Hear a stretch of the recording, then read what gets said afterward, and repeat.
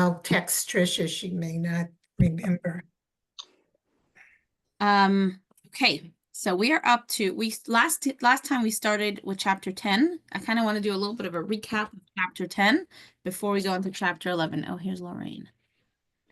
So we're gonna start with a story. I've told this story once before, a long time ago. It's just a good story to tell again. There's a story told about a Russian peasant, let's call him Alex, who went to the edge of the forest to meet his friend after a long day of work. They just wanted to have a drink and hang out and bond. They had a few drinks too many, and Alex got really drunk. So a few hours later, a very drunk Alex starts to head home because he decided that it was, late enough, time to get home. And he got lost. He's like at the edge of the forest, started wandering a little too far in. Before he knows it, he's just lost in the forest and feeling very tired. So he decided he's just gonna lie down and go to sleep under the tree, and he'll feel better in the morning. He could head home.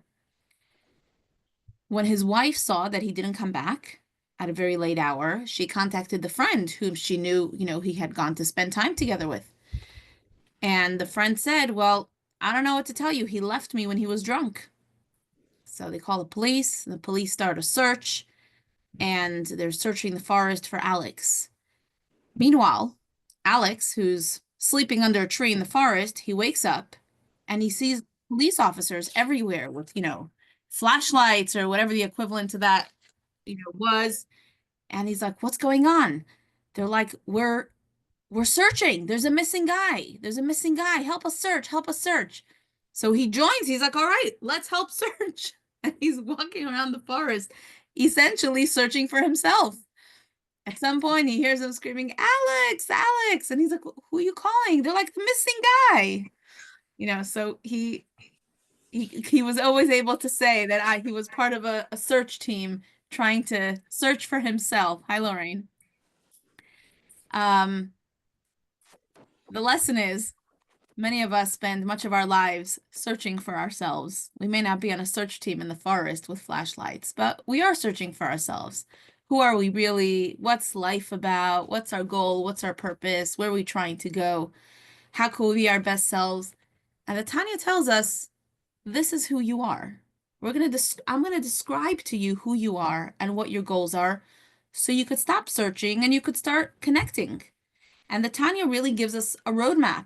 Says, don't be like Alex.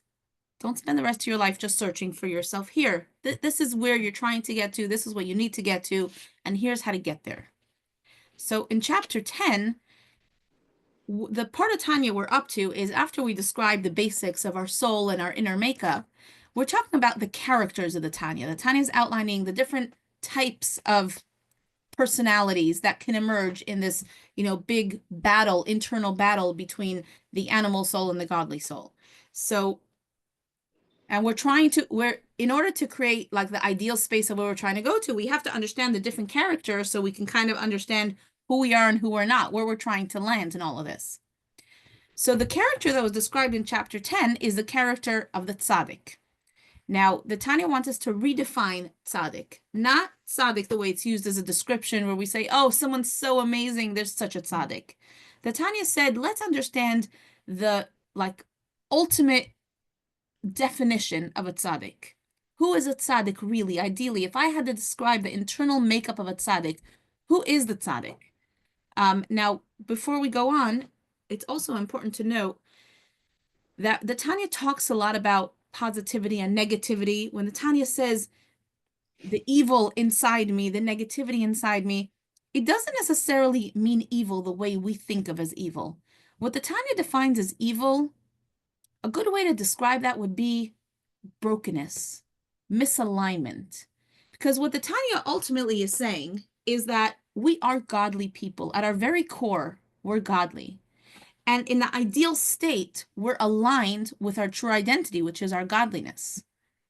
When someone is not aligned with their true identity, they're broken. What emerges is not positive. Sometimes it's just not very great. At the extreme level, that's where all real bad comes from. It starts with a misalignment. No one wakes up in the morning and says, I want to be Mr. Evil. I want to be an awful person. No, but they lose touch with themselves, and they're, out of alignment, and they fall further and further away from their true identity until at some point they're just completely not in tune with who they are and who they're supposed to be. So it's important to keep that in mind, because some phrases in the Tanya sometimes could sound a little harsh, where it says, person's getting rid of the evil inside of them and the negative. Most of us, I'd like to think that most people on this call don't harbor evil inside of us. We may have desires that are not ideal. We may sometimes be in the mood of doing something not so great, but, we're not harboring evil. But when you hear the Tanya say evil, negativity, think in your mind, the part of me that's not so aligned with godliness. That's kind of where what the Tanya is talking about. So we spoke about the tzaddik. The tzaddik, we said last week, was the inspired man, someone who's always inspired. This is someone who has really changed their core to the extent that the negativity inside them is either fully gone or gone to some degree and very much asleep. This is a person who doesn't... Hi, Lisa. You're still in town. Till when?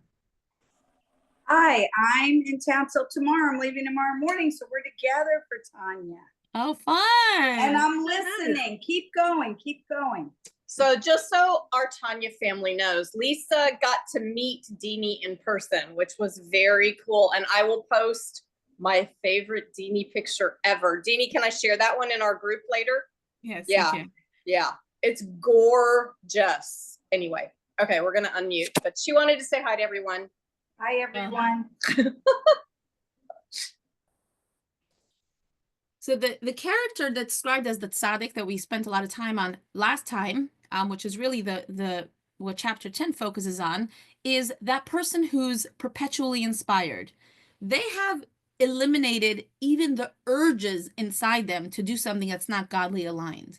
The only thing, I like to say, if you ever wonder, maybe I'm a tzaddik, then just act upon every urge you ever have for the next 24 hours. Act upon every single urge you have. And if the only thing that comes out are Torah and mitzvahs, then you must be a tzaddik. That would be the tzaddik test. What would be the practical implication of a tzaddik, like in the tzaddik's practical life?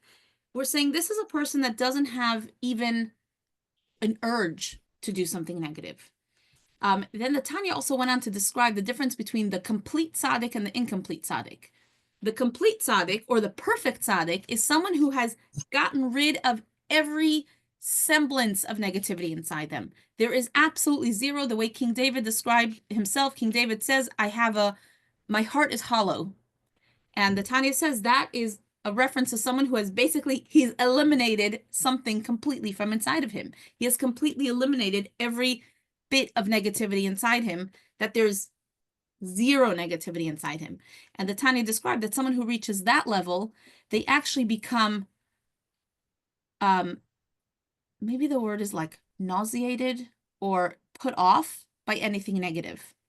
So when the tzaddik, not only does the tzaddik not desire to do something ungodly, but when the tzaddik comes across the idea of doing something ungodly, or the idea of just indulging in something for the sake of indulgence, tzaddik, not only the tzaddik is not drawn to it, but the tzaddik's also like, oh, like, why would anyone ever want that? And that's kind of a sign that they don't even have it inside of them to connect, to relate to this thing. What the Tanya referred to as the imperfect tzaddik, or the incomplete tzaddik, is someone who, again, doesn't have any negative desires, but maybe they haven't fully gotten rid of the negativity inside them, so there's still maybe a little bit that's like asleep. Not enough to make them desire negativity, but also not gone enough to make them become appalled at negativity. So this person, they think of the concept of indulgence and they say, totally doesn't talk to me, I'm not interested. But they also don't feel like, ugh, this is awful. Like it doesn't disgust them, it doesn't bother them. But they're not drawn to it. I like your mug, Lorraine. It looks familiar.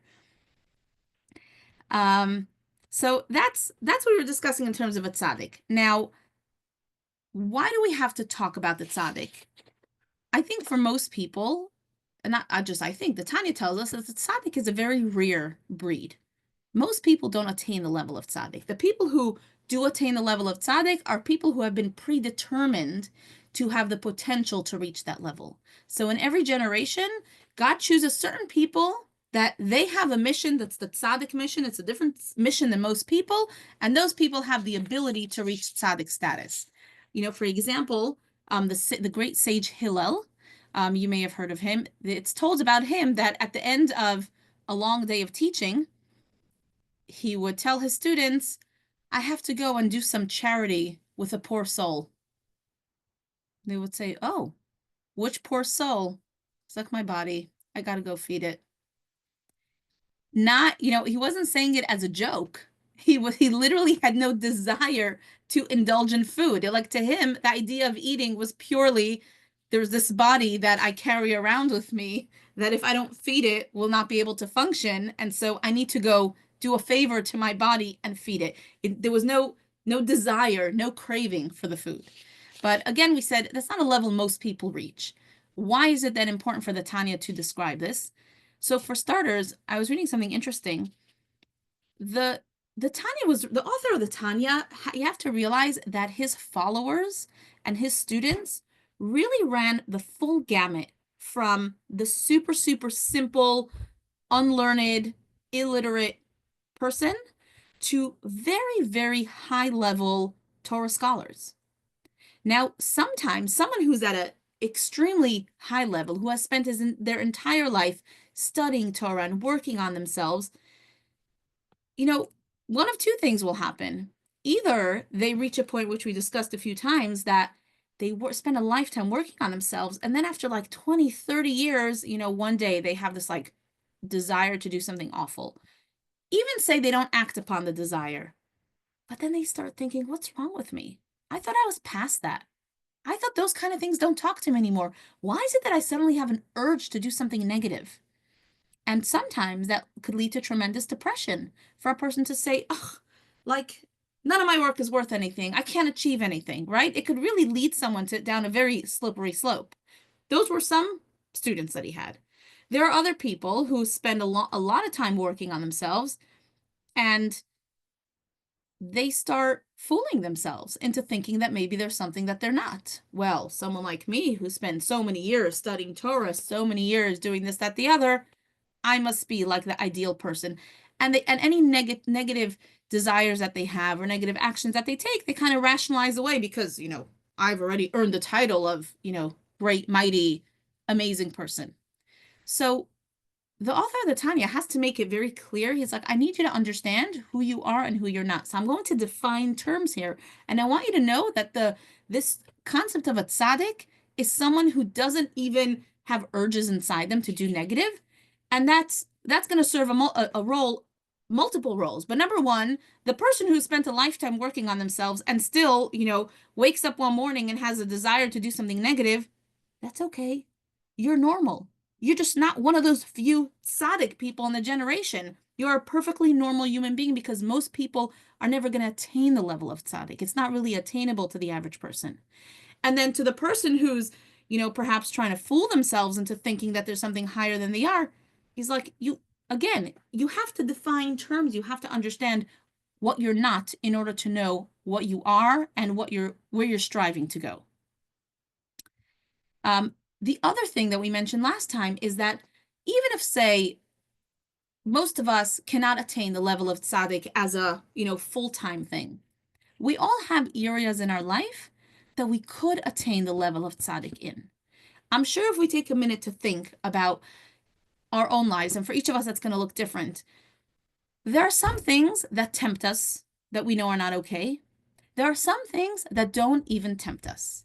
And it's going to look different for every person. I could think of certain things in my life that it doesn't matter how much you'll flaunt it in front of me. It just doesn't talk to me. So in that specific area of my life, perhaps I've achieved somewhat of a tzaddik status.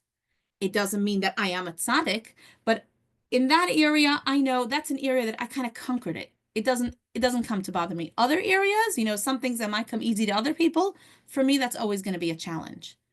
And that's okay. But understanding again that there are different levels inside, levels at which sometimes things do tempt me, and sometimes I could work on myself to a degree that something doesn't tempt me anymore. All of this will help us build that bigger picture so we could start figuring out where to place ourselves and where we're trying to get to. Any thoughts or questions? Okay, so once we spoke about the Tzaddik, chapter 11, which is one of the shortest chapters in the Tanya tries to stay very positive, but sometimes we have to talk about some of the more negative facts, so to speak. Chapter 11 is the opposite of the Tzaddik, the Rasha. The Rasha, again, talking about what we said before, you know, kind of falling back on what we said before. When people think of a Rasha, they think an evil person, a wicked person, a horrible person. So he says, no. If the Tzaddik is the inspired person, the Rasha is the weak person, the compromised person, the person who's unable to stand up to the temptations. Why is that a problem? Because compromise begets compromise. Every big compromise started off with a small compromise. So we're going to talk about the Rasha in this chapter. And we're going to see again that the Tanya is going to describe this Rasha character and the various gradations that you can have within the Rasha character. So again, we can understand where we might fall. Okay, let's start. Let's read a little bit inside.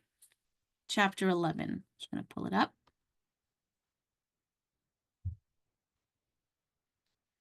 Now, remember, we've used the term before. In Hebrew, it's called ze leumat ze, one thing opposite the other.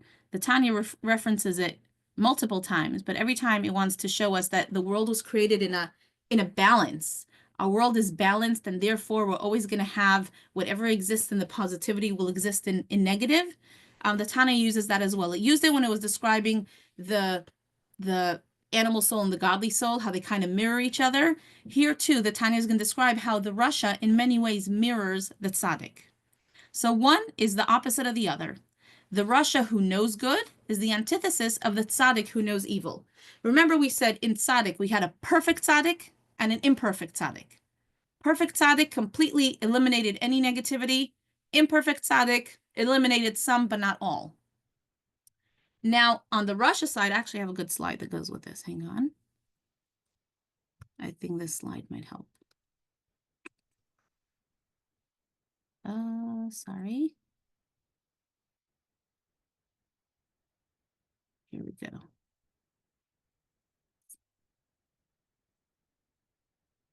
Okay. You able to see the Tzaddik and the Rasha? No. There we go. Okay. Notice how we have the Tzaddik and the Rasha. On the Tzaddik side, we have the complete and the incomplete.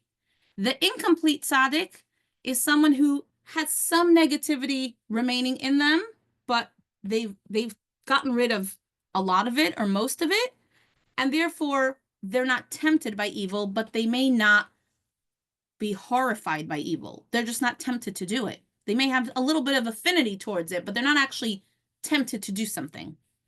The complete Tzaddik is someone who's eliminated every trace of negativity inside them, and so they're totally disgusted by evil. Chapter 11 is going to describe to us the Rasha, which is the mirror image. The Rasha, we have the incomplete Rasha and the complete Rasha. The incomplete Rasha, opposite, again, it's the opposite of the Tzaddik. So if the Tzaddik is someone who has gotten rid of, the incomplete Tzaddik has gotten rid of a lot of the negativity inside them and is mostly positive. The incomplete Rasha is the opposite. They've gotten rid of a lot of the positivity inside them, but there's still some left, and we're going to explain what that means in this chapter. And then there's the perfect Rasha, if there is such a term, the Rasha who has gotten rid of every last trace of positivity inside of them. And you can see here, the Tanya is going to discuss it. The way you know that is someone who has absolutely no regret on any negativity any negative action that they take part in. Then you know they've eliminated positivity inside them completely because they don't even feel bad when they do negative things. Yes, Sarah. Probably getting too literal, but remember you had the slide with the par of where would that fit? The part, okay, so that's when you're that was describing things, as in what's inside of me, what's the world made up of. Here we're describing characters. So we're describing the balance in each of these people. So here you won't have the Klipas Noga, because the Klipas Noga would be like the source for some of these things, meaning the animalistic desires come from Klipas Noga, that part of space. But that doesn't, when you're describing how someone acts, they're either doing positive things or they're doing negative things. They're not really in between. Meaning, so your affinity to evil or disgusted by evil is essentially not looking at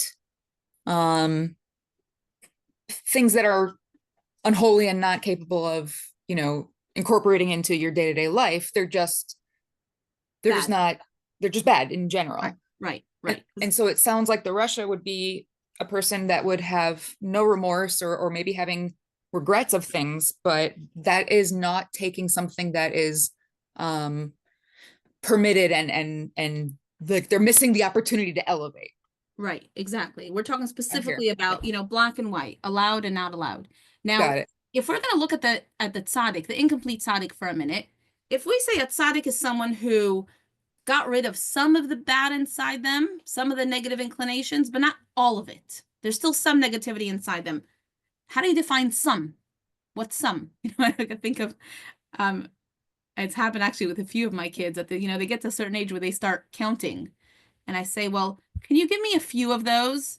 It's like 1, 2, 3, 4. They get to like 10 and they're like, well, how many are a few? Like at what point is a few? Is it after 10? Is it before 10? When we say that someone's incomplete tzaddik's gotten rid of a lot of the negativity inside them, how much have they gotten rid of? And you can imagine that we have all shades of the rainbow. You could have someone who has gotten rid of some of the negativity inside them. It's kind of mostly sleeping, but there's still a nice amount in there. You have someone who has gotten rid of more of it, and they have just a tiny, tiny little sliver of negativity. And then you have, obviously, the complete tzaddik who's gotten rid of every last trace. But this level of the incomplete tzaddik is going to have multiple gradations. Like there are going to be many different types of incomplete tzaddik. And chapter 11 is going to say that the incomplete Rasha is the same thing. You can have someone who, we're talking about someone who is engaged in negative behavior and kind of is doing away with the drive for positivity inside them. So you could have someone who is weak and gives into the negativity once a month. Let's say somebody sins once a month and very minor sins, very minor transgressions. According to this definition, they'd still be in the category of Rasha. They'd be an incomplete Rasha, but they still, as soon as they're weak, as soon as they compromise, they're already in the category of Rasha. And then, of course, you have someone who transgresses once a week, once a day, once an hour, once a minute, 100 times a day. So this category of incomplete Rasha, again, there's going to be a full gamut of many different types of incomplete Rasha. But let's read it inside before I might be overcomplicating it. So one is opposite of the other. Wait, I want to share my Tanya screen again. One is opposite the other. This means that the good that is in this Rasha's divine soul, which is in his brain and the right part of his heart, as mentioned before, is subservient to and nullified within the evil of the animal soul, which stems from the klipa. So again, everyone's got the animal soul and the godly soul inside them. We're talking about a Rasha now. A Rasha is someone that, guess what? The animal won the battle. The animal wins the battle. The animal soul is fighting against the godly soul, and the animal wins. The godly soul just kind of caves. Sometimes it caves a little bit. And sometimes you have someone in which the godly soul is always caving. And honestly, the godly soul's reached a point where it's already weak. It's already really weak. And it's that animal soul that now really is more powerful inside of this person. This rank too is subdivided into myriads of degrees, which differ, meaning you can have different types. Like we said before, you can have someone who caves all the time and someone who caves sometimes, someone who caves on big things and someone who caves on smaller things.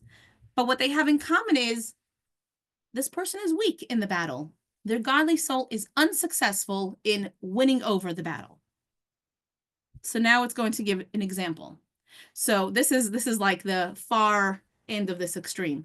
There is one in whom the subservience and the nullification of the good to the evil are exceedingly minor. And even in these minor degrees, they're not permanent or recurrent at frequent intervals. So this is someone who does something wrong every once in a while, not even regularly. Rather, only on infrequent occasions does the evil prevail over the good, conquering the small city, i.e. the body, which, as mentioned in chapter 9, our body is likened to a small city. And there we have these two powers trying to overcome each other. Furthermore, this person who sins very infrequently, even when they do something wrong, it's not the entire body that's engaged in something wrong, but only part of it. So maybe their mouth is saying something wrong, or maybe they do something with their hands, but they don't actually talk about it. They might actively think something really wrong, but they don't speak about it. They might say it, but they don't really think it. They don't really mean it. These minor, seemingly minor little transgressions. Again, we're not judging the person here. We're really trying to define a category. We're trying to define an experience. We're defining an experience in which a person is not always able to successfully overcome the animal inside them. That animal is powerful, sometimes very powerful, and sometimes just a little bit powerful. But what's in common here is that it's powerful. I'm going to take your question in a minute, Harriet. For example, the animal soul prevails either in deed alone, in the commission of minor transgressions, not major ones, God forbid, or in speech alone, just saying something, or in thought alone, like thinking about doing something, but not actually going ahead and doing it. So we just described the imperfect Rasha. Somebody who's weak. They give in. They cave sometimes. That's this category. Yes, Harriet. So I think you said that the Tzaddik was predetermined. Yeah, their potential for tzaddik was predetermined. So is the potential for a Rasha predetermined? I mean, is that something that the soul comes to elevate, to purify as part of why that soul came to the earth at this time in that particular body? So if we're going to zoom out of the Tanya, when the Tanya says that the tzaddik was predetermined, it's because it's kind of putting the tzaddik on the side. It wants to tell us that tzaddik, it's not really where most of us are headed. Most of us are, I mean, as soon as you read this, I think most people would say, well, that describes me. I mean, I'm not perfect. There's, maybe I don't do bad things all the time, but I do bad things some of the time. So I guess that puts me in this broader Rasha category. And that is the majority of people. And what the Tanya is going to start describing in the next chapter is, and therefore, what are you trying to attain? What's the real goal for someone like me? And that's when it's going to arrive at the hero of the Tanya. The character that's the hero of the Tanya is the Benoni, which this is what the Tanya is revealing. The Tanya is saying, no one's expected necessarily to get to the tzaddik level where they don't even desire anything negative. But what is possible is to reach the Benoni level. And we're going to talk about that at length in chapter 12, but that is attainable, the Tanya will say, to every single person. The Benoni, in short, is really the cross between a tzaddik and a Rasha. On the inside, they feel like a Rasha because the battle is raging. They never stop wanting to do other things. But they're also like a tzaddik because externally, their actual actions are always the right ones. meaning they're constantly fighting, and yet they win every single battle. And then the Tanya is going to spend the rest of this book trying to tell us, well, how do you get there? That also seems unattainable. How is it possible for someone to win every single battle? And that's where the bulk of the Tanya is really focused on. Yes, Arlene. At the beginning of the class, you specifically said that when the Tanya is talking about something being evil, it's not really evil as you might define it, but misguided or misaligned. Can you give me an example of what you mean by that? Like something that the Russia would do, that is evil but not evil, just some kind of an example. Okay, that's a great question. So let's start with alignment. Someone who's completely in alignment, that means they're aware of the fact that my godly soul, as we said previously, is a piece of God.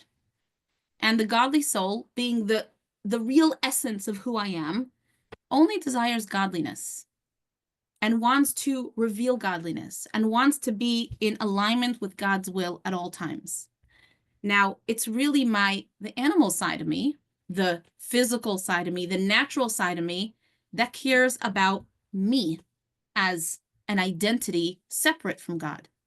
So when I want to, on a very minor scale, it's when I want to indulge in something really delicious just because it gives me pleasure for the sake of indulgence.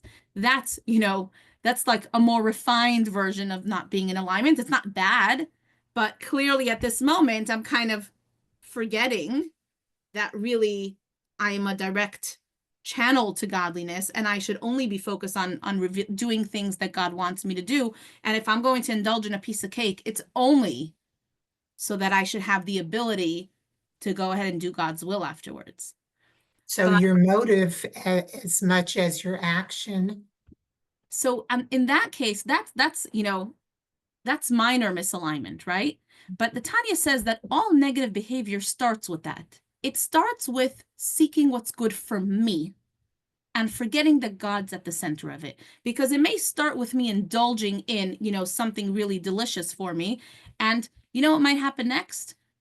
I might be, have some kind of financial situation where I can make a decision that it's not really wrong, but it's not really fully right. And I can kind of justify that I really need this and I really need to, write the numbers this way and not that way, even though it's potentially a white lie, but it's really important to me. And it's going to make my life so much better. And ultimately, I can justify it because it's for me and I'm looking out for myself. Now, again, once I get used to kind of giving in to what my body wants and the world being centered around me, it's a slippery slope. Because the person who, at the far extreme, the person who goes out and does something really awful to someone else, they're not usually doing it because they want to do something awful to someone else.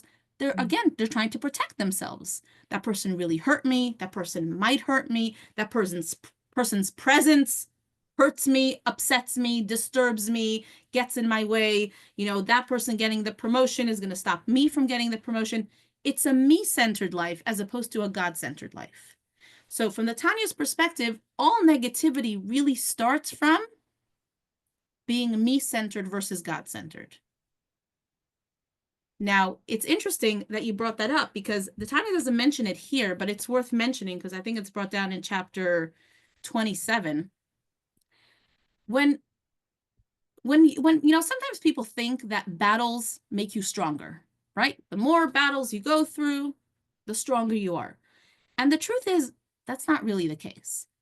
A person doesn't become stronger through battle and challenge. A person becomes stronger in the time between those battles and those challenges. So for example, take a sports player, right? A sports player who has many, many challenges. Do they become a really good sports player because they attend so many games and compete so much? Or is it the practice in between the games that makes them strong enough to do well in each competition? what the Tanya is going to say is that when we're talking about the ideal person of the Tanya, the Beinoni, which we're going to, delve into much more next time, the Beinoni is someone who wins every battle. But in order to be in a place where I could win every battle, I need to be doing a lot of practice. I need to practice and get used to not giving in to my animal nature. So really, in the big picture, what the Tanya is telling us is that in order for me to become a person who could say no to a temptation to do negative, I need to practice saying no to even just indulgence. Because if I have the ability to say, that looks really good, but I'm not going to do it just because I don't want to give into the animal side of me. Or you know what? I'm going to delay it. I'm going to have that in 10 minutes. I'm not going to have that now. It builds character. It builds the ability inside me to say no when a really negative temptation comes. If I said no to the good piece of cake or to, something else that was indulgent so many times, when I'm faced with a real challenge and now I have an urge to do something that I know is actually really not okay, I have much more internal strength to be able to control myself and say, no, I won't do that. Which is why the Tanya spends so much time focusing on not giving into indulgence. Some people say, like, why we talk about it so much? Like, so what's the big deal? Enjoy the piece of cake and then go do 1,000 mitzvahs. Because what you don't realize is that just by giving into indulgence and temptations when it is okay, I make myself a person who gives in. I make my godly soul not as strong. That every time my animal and my godly are battling, my animal is so much stronger because it's used to getting whatever it wants. But if I train myself to be a person who has mind over matter, who mind over heart, who I can say, wait, this is not in alignment. I'm not going to do this, or I'm going to delay this pleasure. I'm going to delay this indulgence so that I'm more aware of being in alignment with godliness, then even when I do come to a battle of real negative temptations, I'm able to withstand them because I'm a more refined person already. So, it's an interesting balance because the Tanya really focuses on becoming more refined people, but also tells us that our innermost core will likely never change. So I have to work on myself. It's a lifetime of work of becoming a person who's aligned, who's refined, who thinks before they act, who only does things that align with my real identity. And yet it's okay if I wake up one morning after many years of work and suddenly have the urge to do something terrible. That's not a reflection on me. That's just a reflection on my humanity. Those urges will always come, but I will have built such good, strong character by applying Tanya for so long that I'm going to be able to withstand those urges even when they do come.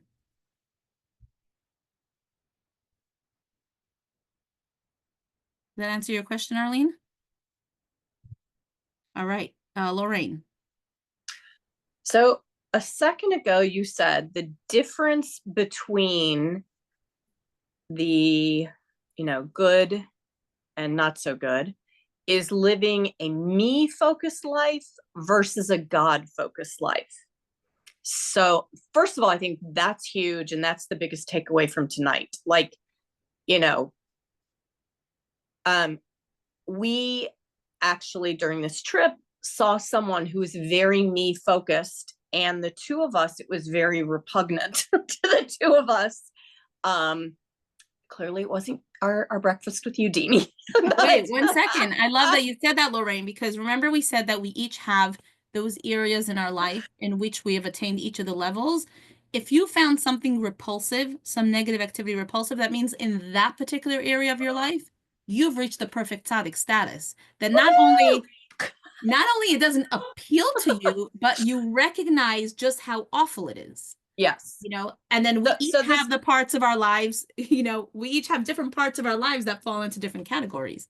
Yes. So that's fabulous. So this sentence that you just said, like focused on godliness, versus focused on me, focused, is this the right thing for me? And what about me? And one of the examples was, a gorgeous, huge diamond ring, but it didn't fit the hand right. And even with the little beads that you put on, it still didn't fit her hand right. And I was like, I'm kicking Lisa, hitting her. I'm like, I'm not going to make it through this whole dinner. And like, so we had that experience. Then we get in the car and I'm like, oh my God, I don't even understand people like that. Like, how was she complaining about this gorgeous, huge diamond ring to her parent, in that the parent gave it to her, and she's complaining like it was just, repugnant is the right word. So then I know Lola can tell I'm really upset. Then my question is, because something like that jumps out at me, right? So, okay, so I'm good on that. Like I get a check on that. But then you start talking about giving up chocolate cake. And I'm like, now, wait a minute, sister. Okay, wait 1 second. Lorraine, let's clarify. Giving up chocolate cake for the sake of indulgence. Chocolate cake for the sake of giving it to someone so that you cheer them up. Making chocolate cake for Shabbat or the holiday so that you celebrate the holiday. Eating chocolate cake because you've discovered that when you eat chocolate cake, you're then in such a good mood that you could be the best friend possible. Those are all not in the category that I'm describing. The only negativity here, the only time eating chocolate cake is giving into the animal part of me is when I'm eating it just because it just looks so good. Like you're talking about gluttony, where you're like one of gluttony. the 7 deadly sins, like where you're Yes. housing it up. Yes, exactly. But like having a few bites of chocolate cake, I can't see that as a negative. So the Tanya said it's not just the having enough. And I don't turn them down. I try them. So the Tanya says that you need to be mindful about it. So you need to think in your mind, why am I eating this chocolate cake? I'm eating it because I don't want to offend the person who made it. Okay. I'm eating it because I want to enjoy the Jewish holiday, or I want to enjoy Shabbat, or I want to enjoy the bar mitzvah. You're doing it for a good reason. I'm doing it because it's going to put me, it's going to enable me to have this really difficult conversation that I'm about to have with the person sitting across the table from me. That's great. But just eating for the sake of just indulgence, that's my animal soul. Okay. I see the difference. So sometimes even just, sometimes what helps is just taking a pause. Like, let me just stop and let me just think. And the animal soul doesn't want to stop, and think, honestly, the animal soul, what you said before about the me-centered versus God-centered, that's very much one of the things that the Tanya is an overall theme in Tanya. And that's one of the things that's so groundbreaking in Tanya. The Tanya says the whole balance of the world is not about negative versus positive. It's about self-centeredness versus God-centeredness. Anything that doesn't reveal godliness is concealing godliness. So we want to try to be those people who are translucent, who are revealing godliness. And with everything that we do, we want it to be God-centered. You gave her a love story. Got it. Perfect. Okay. That explained the difference. Thank you. I just want to finish one thought that we kind of got stuck in the middle before we take more questions. We started saying that the imperfect Rasha is someone who gives in some of the time, and there are many gradations, right? So we described the lightest one, someone who gives in once in a while on minor sins, every so often. And it's not very, very minor little things. The other end of the spectrum is, the Tanya is going to describe somebody who sins all the time and very often. And every time they do things, they're actually doing serious crimes, really bad stuff. And they're using all of their faculties to do it. They're using also their thought. They're really like premeditating, premeditated sin, and they're acting on it, and they're talking about it. Like, they're so invested in it. How's this person still an imperfect Rasha? They sound like they're completely bad. The Tanya says, you know how you know? Because every time they do something wrong, they also regret it. They don't regret it enough that they're not going to do it again. They'll repeat it again 5 minutes later. But they do have some level of regret. And the Tanya holds that up on a very high pedestal.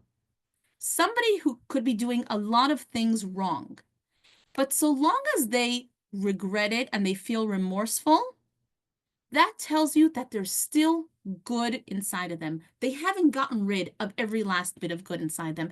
And it's from that good inside of them that the regret comes. And sadly, the regret's not big enough or strong enough to make them make a change. But you know that there's still good inside them, and they could work with that if they decide that they want to be a better person. They have what to work with. In contrast to that, when it's going to say the perfect Rasha, or the, at the far end of the spectrum, is someone who only does negative things and never ever regrets. And kind of like the perfect Tzaddik, the Tanya tells us that's again very uncommon. I mean, when was the last time you met someone who never, ever, ever, ever, ever does anything positive? And even when they do something negative, they never have any bit of regret. Even the worst people in the world, they do some good things here and there. So again, that's not common. But what's important to know is to see that that regret plays a big role. And being able to feel bad, being able to have a conscience is the first step in being able to make changes in my life. And this is, if we said that we could find each of these prototypes within our lives, if I could find areas of my life in which I am the perfect tzaddik, that it abhors me when I, see the negativity, then I could find areas of my life in which I'm not tempted, but I'm not appalled at it. It's kind of like, just doesn't tempt me. Then I have the areas in my life in which I do cave, but I usually regret it afterwards. I feel bad. I know that I don't do, I don't know. I know I'm not doing Shabbat right, and I feel bad, and I don't know, maybe one day I'm really going to try to do it better. And then we all have those areas of our life in which we're doing something wrong. We know we do it wrong, and we don't really regret it because we've managed to rationalize it. We've kind of given ourselves enough stories that we tell ourselves, it's really not bad for me. It's okay if I do that. And again, for each person, that's going to look different. But if I'm going to just pull up that chart one more time that we had before, sorry, you can see again here how we had, these are basically the 4 levels that we ended up discussing. We had the Tzaddik and the Rasha. Tzaddik we had last time, the complete and the incomplete, and the Rasha we had the complete and the incomplete. And they're kind of opposite ends of the spectrum.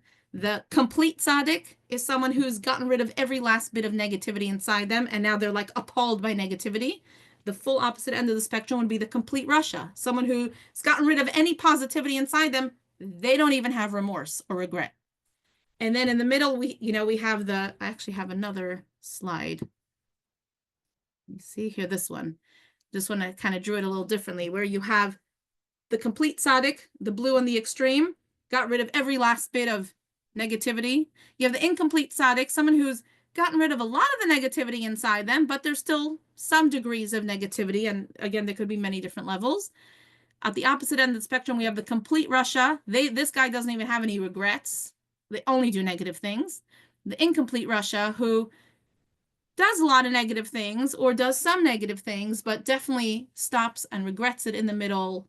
There is a mix of good in there.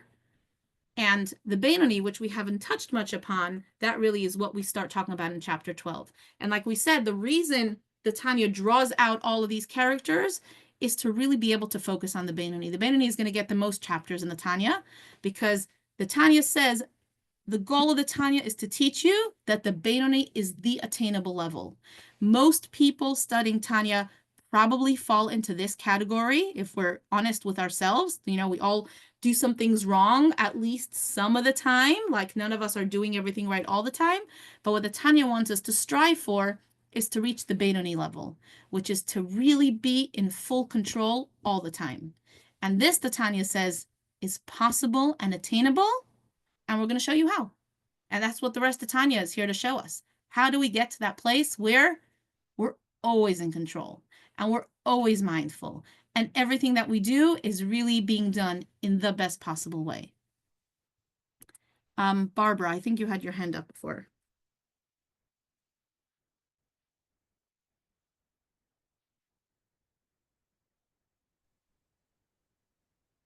Yeah, I'm struggling with this. Okay. This is, I have so many thoughts about, I don't see what's wrong if having a piece of chocolate cake makes you feel good that day, for whatever reason. You haven't had a terrible day, you just really love chocolate cake and you want a piece of chocolate cake. And that's one thing. And also, I think sometimes, well, I have a lot on my mind about, about what you've said. For instance, somebody cuts you off in traffic and they almost kill you. And instead of racing after that person and confronting them, you just kind of swear under your breath. What does that make you? Where are you on this spectrum, on this bell curve? And when we're confronted with challenges, I have to wonder if those challenges aren't put in our way, not only to see how we react, but how those challenges and my reaction is going to positively or negatively affect the people around me. This is very, for me, there are a lot of questions.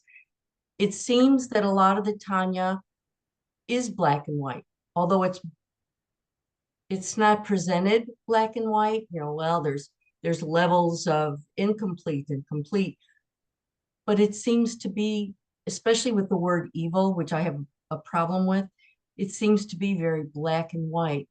And humans aren't black and white. We're flawed. We're made imperfect for a reason.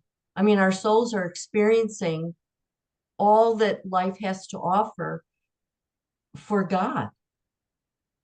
So I threw a lot at you. No, But that's good. You asked such good questions. Let's take them one at a time. Firstly, I think it's important to clarify when we say indulging in a piece of cake for the sake of indulgence, yeah, that's just Tanya doesn't regard that as sinful behavior. Sinful behavior is transgressing one of God's commandments. That's where the Tanya is talking about when we're discussing the animal soul and the godly soul and saying where the different desires are coming from, indulging for the sake of indulgence, that's coming from the animal side of me. And again, the animal is not negative. It's just very natural. It's just very self. I just want to feel good and eat a piece of cake. And that's fine. There's nothing wrong with that, except that the Tanya generally says, if you want to make yourself strong, so that when your animal soul tells you not just to indulge in a piece of cake, but the animal soul says, they kicked you, kick them back, in order for you to be able to have control over your animal, you need to also be able to control your animal in permitted circumstances. So saying no to the indulgence in a piece of cake is not so much because it's wrong, it's because I'm trying to exercise and make my godly soul really strong so that I can overcome my animal when I need to. But that alone it's not sinful. It's not bad. Okay. It's just not, it's not doing a godly thing in the moment, right? But so putting that aside, it's still different than saying, that's when we say the Tzaddik, the Rasha, and the Beinoni, we're not saying someone who's eating cake for the sake of indulgence. We're saying someone who actually transgresses things that they're not supposed to do. Now, in terms of when you said black and white or not black and white, this is interesting because Judaism, there's two parts to Judaism. There's a part of Judaism that's very black and white.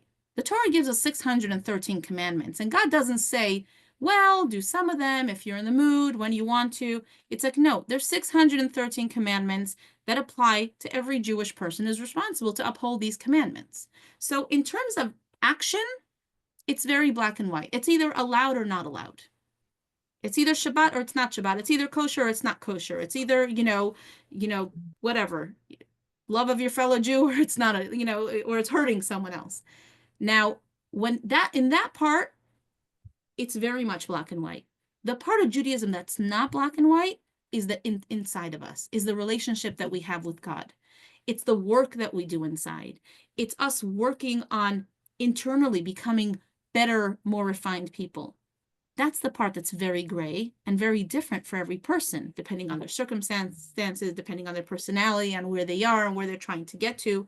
So the Tanya is constantly balancing those two. if the Tanya were to tell us, or if anyone were to tell us that our actions don't really matter, that, 613 commandments, whatever, 13 of them, don't worry about those. Could that be a truthful doctrine? Like, could we say Torah is true, but a percentage of it is not really true or not really necessary? Now again, there's a difference between saying what is right and what is wrong versus saying a person is good or not good. We're not here to judge people. You're right, all of us are flawed and none of us are perfect. But is there a level I'm striving for? Because if I say that it's actually really okay if I don't do things right, so what am I saying? Like, what's the point of, you might say, I could do 600 out of 613, and I'll say the heck with it. I'll do 3 out of 613, right? So there has to be a black and white when you're describing what's right and what's wrong. The question is, how do we get there? And where am I in all of this? And where am I? And a person is really judged, like you said, based on their circumstances and their personality and the effort that they're putting in. And that's not for anyone else to judge. That's between us and God. He knows where we are. But then there has to still be some kind of yardstick of right and wrong. So for example, the example that you gave about, muttering under your breath, right, like saying something awful. And we all do that, right? Just because I do that and it didn't hurt someone, does that make it right or wrong? Well, I could say that about a lot of things. Like, since when is eating a pork sandwich harm anybody? It doesn't hurt anyone. What if I just ate it? Just whatever. I ate it and then I went on and I was a good Jew and everything else. Like, who cares? That's my weakness. Someone else may have a weakness and say, I just killed one person. Like, what's the big deal? It's just one person. They were awful anyway. They deserve to die. Like, someone else was going to kill them if I wasn't going to kill them. So I just did it. Obviously, that's a crazy extreme example, right? Someone else says, well, just, cheating someone off $100, off 50 cents. As soon as we say that the right and wrong is not black and white and everything's up for interpretation, everyone's going to interpret it differently. And then ultimately, it can't be true. Truth has to be black and white. Something's either true or it's not true. Now, just because I have a hard time getting there, it doesn't make it not true. The weakness is in me, not in the concept. So when I say, okay, I muttered something under my breath that was not okay. Is that as bad as killing someone? Probably not. Again, I'm not the one who's judging. But if there is a commandment that says that I need to guard my tongue from saying negative things, should I work on myself and refine myself to a point that I'm not saying those kind of things, not getting so upset with people? That's work that I have to do with myself. But if the Torah sets it as an ideal of, the way God wants us to live, he prefers that we use our words in a positive way and not say those things. So again, I think it's important to reiterate that when we're describing all these different levels, it's not a description of judgment. We're not here to say, oh, she gets a Tzaddik label and they get a Rasha label. And it's not about labels. It's about us being able to look inside of ourselves and saying, okay, let me have a real look at myself and see where do I fall? Where am I here? So we're very honest with ourselves, and this helps us. It helps us be real. It helps me be able to look myself in the mirror and say, hey, you're not as perfect as you think you are, because apparently God wants more from you. Are you doing your best? Perhaps. Do you have what to work on? Yes, you have what to work on, because there is an ideal. It's not judgment. It's, if anything, it's not even judging myself. It's examining myself so that I know where I am and where I'm trying to get to. Because if the Tanya just told us whatever you do is good, as long as you try, it doesn't matter. I mean, you'll meet some people who most of us would think are pretty awful, and they're going to tell you, I'm just trying. I'm trying my best. They're right. They might be trying their best. It doesn't mean that only good is coming out of them. What kind of world would it be if there wasn't actually a right and wrong? They say the joke about religious people or religion with people is wherever I am, that's the perfect medium. When I meet people who are more religious than me, they're, you know, they're ultra, they're extremists, they're, you know, we all have our words to describe them. When we meet people who do less than us, we're like, huh, how could he or she, you know, not care? They don't value Judaism. I can't believe she does this. How could she call herself a proud Jew? Me, I guess I am the perfect, we like to think of ourselves as balanced. You want to think of the balanced Jew? That's me. And, you know, everyone says that about themselves because it's comfortable. It's not comfortable for me to think that maybe the person who's more than me is actually something I should be striving for. And maybe the person who's less than me has bigger struggles in life that they're dealing with that I don't have to deal with. But if we want to look in apps, and that's why Tanya also said, typically when the terms tzaddik and Rasha are used in common language, they're used as external descriptions, kind of comparative descriptions. When you say someone's a tzaddik, what do you mean? They're amazing compared to all the other people around them. Tzaddik in one community may be very different than tzaddik in a different community. What the Tanya is looking at here is kind of like absolute values. Like, let me look and see what am I really when I look in the mirror? Let me be honest with myself. Where am I trying to get to? What's the next thing I want to work on? Okay, I conquered A, B, and C. Next thing I'm going to conquer is I'm going to try to be careful with the words that come out of my mouth as well, because that's my weakness. Or I'm going to try to think about people in a more favorable way. Even though you might say it's not harming anyone, but that's my challenge. I'm going to try to get there. And it's a lifetime. It's a lifetime of work. But the idea is that we're exercising control over our animal. Everything we do is we want to be mindful and do it from a place of thinking and intention, and not just it came out, I couldn't control it. Because that's the animal part of us. That's not the human. The human is the higher person, the one who really thinks and is mindful and chooses what they do carefully. So is that the essence of who we are? Is that what you're saying? Well, what the Tanya says is that there's two parts of us. There are two parts of us that are constantly battling.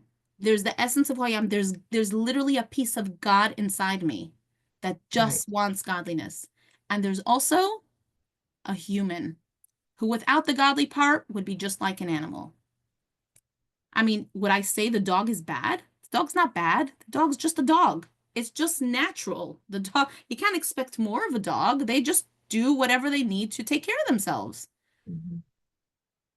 But we want to be more than that. And so we want to make sure that our animal is aligned with our godly. And that's a lifetime of work.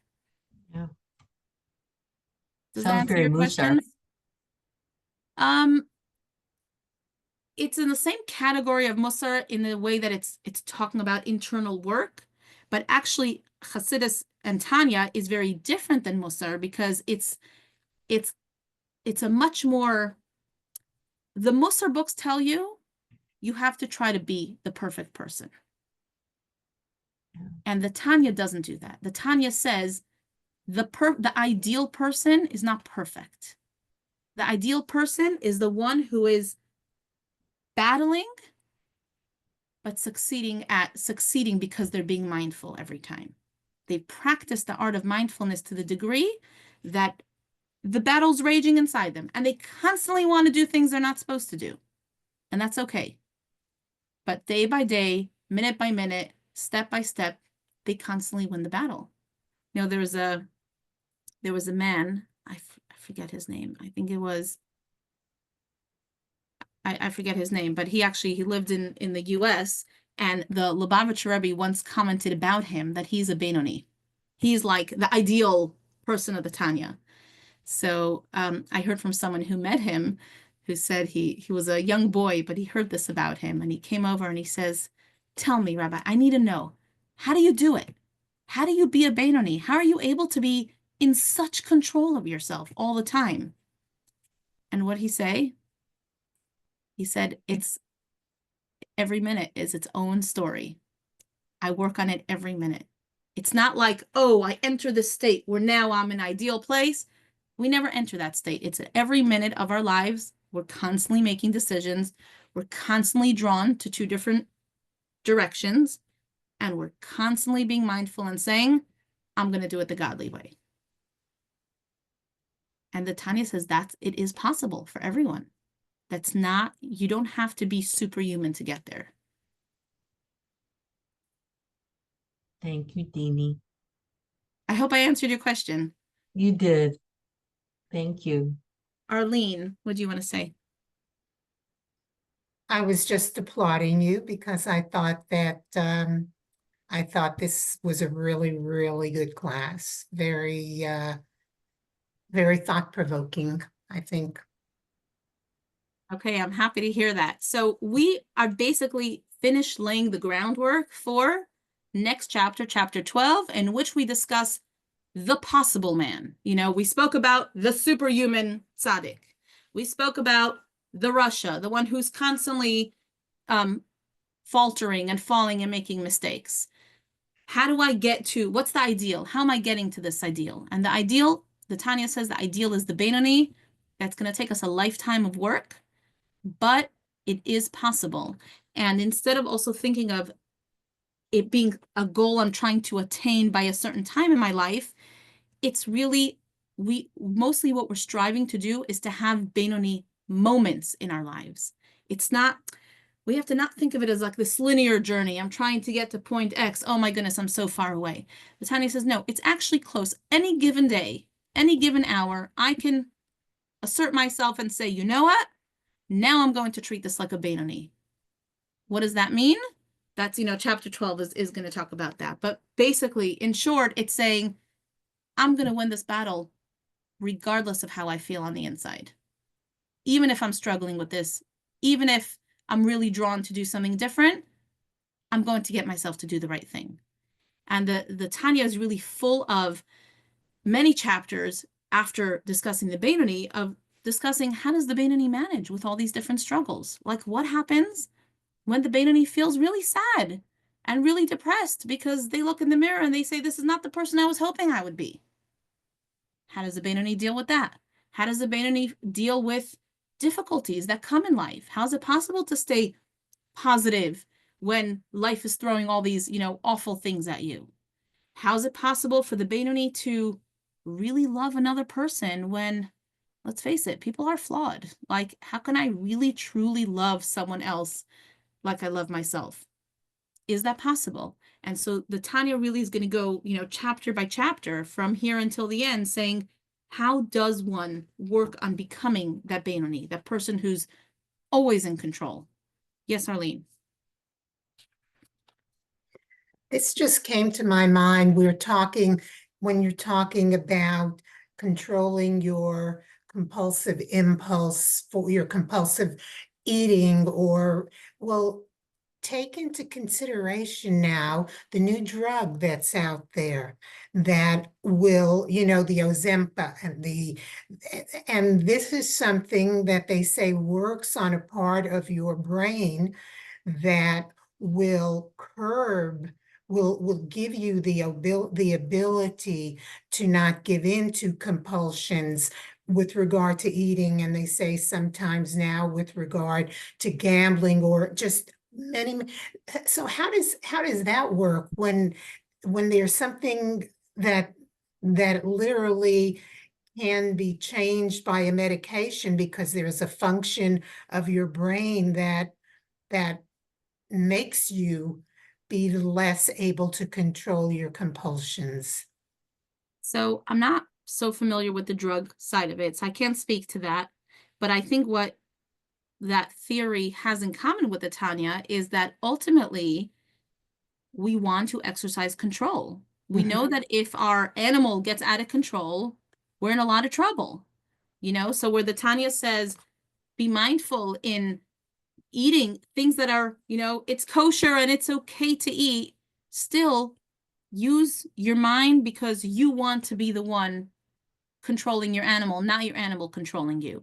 And the more I give into temptations, look, the person who is, let's say an addicted gambler, they didn't get there overnight, right? They gave in a little bit and a little more and a little more. And before they knew it, by the time they're an addict, they're not in control anymore. They've completely lost control. Now, I'm not going to say that, if somebody needs medication, if somebody needs medical attention and medical treatment. The Tanya is not a substitute for that, but the Tanya is a strong guide and really helps. There's a rabbi, his name is Rabbi Shays Taub. He teaches a lot of Tanya, and he works with a lot of people in addiction and recovery. And he says that a lot of these people kind of find their connection to Judaism through the Tanya, once they realize that the Tanya aligns with so much of what they're dealing with. Because, I mean, I would say that it seems that the Tanya kind of argues that somebody who's doing negative things all the time, in many ways, is similar to the addict. Because they have given up the exercising of control to the extent that they're no longer in control. They don't feel somebody who's doing negative things all the time, like that, the worst possible case, the perfect Rasha, someone who's kind of totally driven the positivity out of them. How did it happen? Because they gave in and they gave in and they gave in to bigger things and bigger things and bigger things till they reached a point where, help, I don't even know. I'm not even in control of this anymore. So I don't know, maybe the Tanya is kind of like what does the same thing that drug does, but it's the long short way, not the short long way. So remember the story of the long short way. The Tanya says it's not going to be an easy fix. This is going to be real. It's going to be real hard work, because it's not overnight that we can just change ourselves and change our desires and our levels of control, but it is possible. It is possible for us to get there. I would say that someone who really lives by the Tanya is probably, even putting Judaism aside, is just a very refined person. Is a person who really thinks before every word they say, before every, action that they take. They really take the time to think. Now, what an amazing world it would be if all of us were just a little more like that. Any more thoughts? I saw there was a comment that popped up, but I didn't read it.